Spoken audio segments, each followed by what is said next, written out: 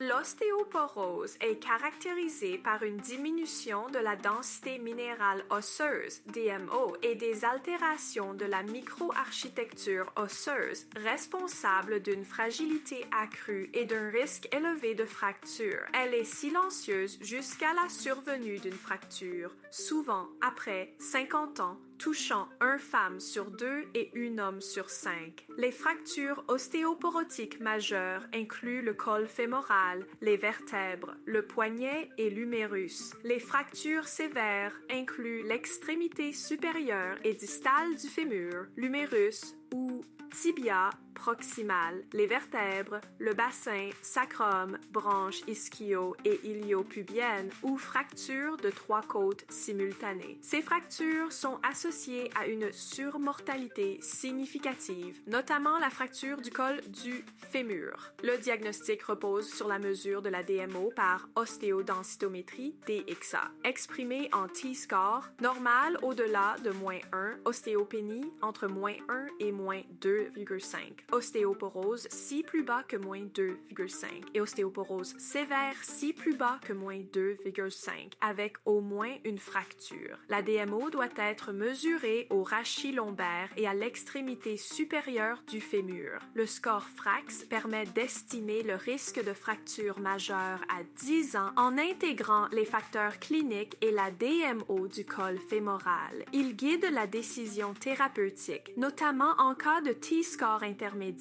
ou de facteurs de risque multiples. Les principaux facteurs de risque sont antécédents personnels ou familial de fracture, âge plus de 60 ans, ménopause précoce, faible poids, IMC inférieur à 19, corticothérapie prolongée, tabagisme, carence en calcium, vitamine D, immobilisation prolongée. Les causes secondaires incluent des pathologies endocriniennes, digestives, générales, génétiques ou la prise de certains médicaments, corticoïdes, anti-aromatase, etc.